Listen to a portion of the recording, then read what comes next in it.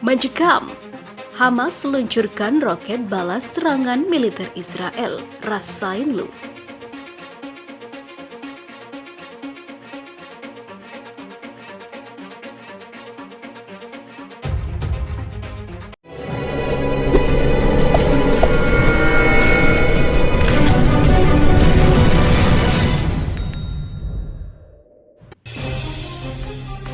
Gempuran tank dan pesawat tempur Israel ke wilayah Gaza dibalas dengan roket milisi Hamas pada Jumat 28 Agustus 2020 pagi waktu setempat. Peperangan dua kubu telah berlangsung selama 3 pekan terakhir meskipun ada upaya mediasi internasional. IF melaporkan sirene peringatan berbunyi sebelum fajar di komunitas Israel di dekat perbatasan ketika serangan udara dilancarkan militer Israel. Serangan tersebut memicu balasan 6 roket yang dilepaskan Hamas. Hamas yang telah menguasai wilayah Gaza sejak 2007 mengatakan roket-roket itu merupakan respon nyata terhadap meningkatnya eskalasi yang dipicu penjajah Israel.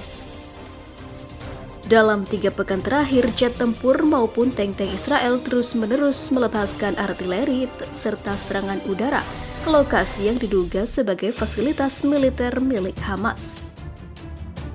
Tentara Israel IDF mengklaim serangan mereka berhasil menghancurkan sejumlah fasilitas vital Hamas seperti gudang senjata, pos pantau sampai bunker penyimpanan logistik.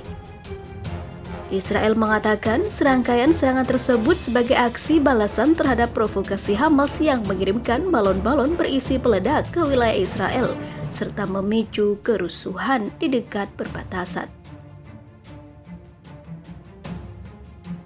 Pemadam kebakaran Israel mengatakan balon-balon berpeledak tersebut telah menyebabkan lebih dari 400 kebakaran di Israel Selatan. Hamas berdalih balon peledak tersebut dikirim sebagai upaya mendesak Israel melonggarkan perbatasan dan melakukan gencatan senjata. Namun, sejauh ini, tanggapan Israel adalah memperketat blokade.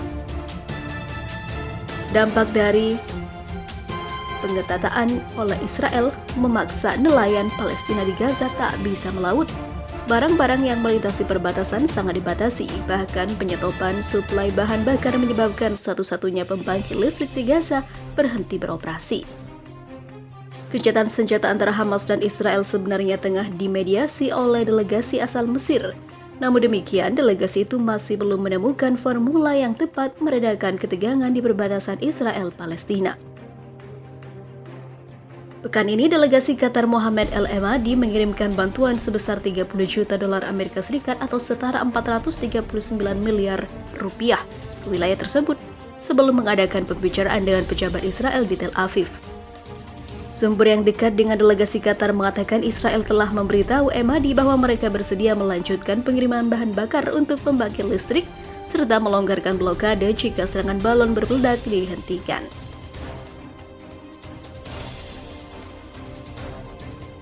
Sementara itu,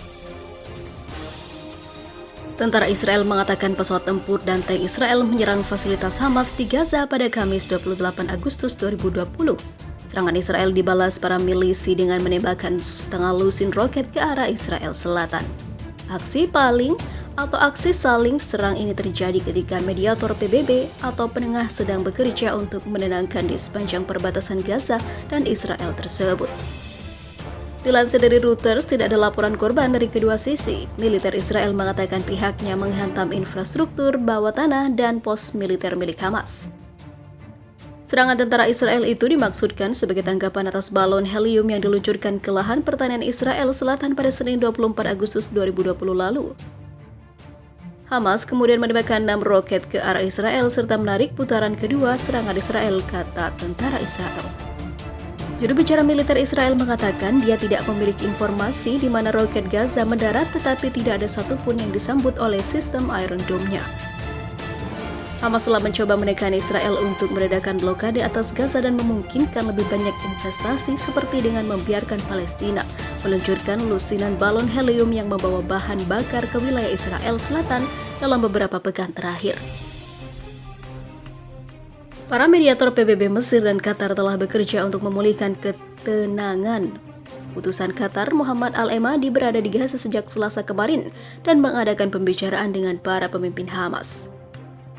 Israel telah menyerang fasilitas Hamas hampir setiap malamnya selama 2 minggu terakhir ini, serta mengatakan bahwa tidak akan mentolerir balon pembakar tersebut.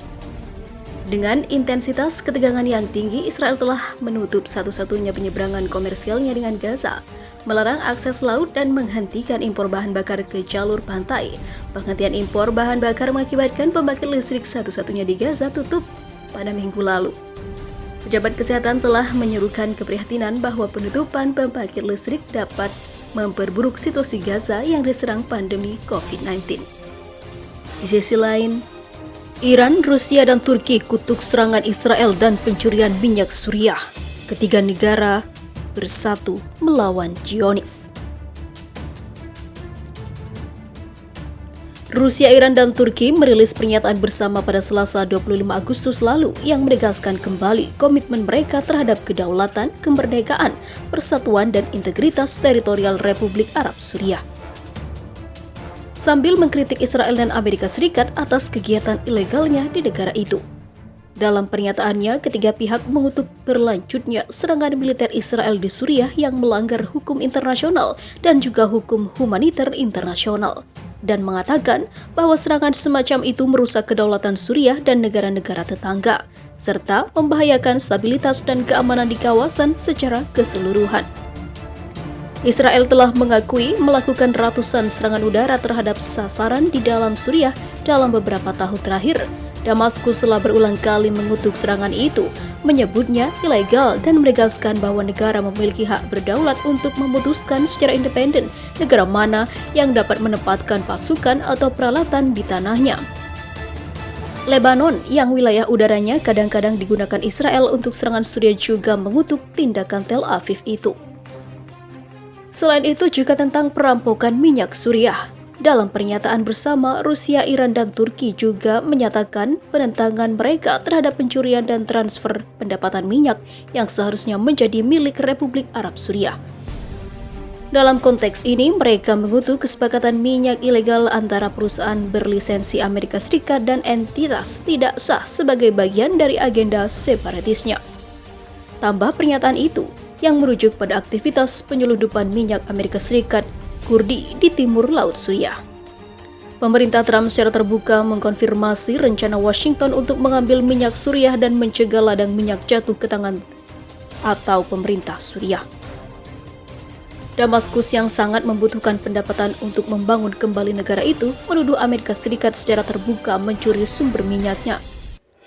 Lawan Trump di Amerika Serikat telah menyatakan bahwa pencurian minyak Suriah merupakan pelanggaran hukum internasional. Sanksi sepihak Amerika Serikat. Ketiga negara juga menyatakan penentangannya terhadap semua sanksi sepihak yang bertentangan dengan hukum internasional, hukum humaniter internasional, dan piagam PBB, terutama dalam menghadapi pandemi. Amerika Serikat, Kanada, Uni Eropa, dan Jepang memberikan sanksi pada Suriah antara 2011 hingga 2012 karena konflik antara pasukan pemerintah pemberontak. Damaskus, Moskow, Teheran, dan lainnya telah berulang kali meminta Washington dan Brussel untuk membatalkan kebijakan sanksi mereka dengan alasan situasi bencana kemanusiaan di Suriah, terutama setelah pandemi yang sangat membebani infrastruktur perawatan kesehatan negara yang sudah hancur.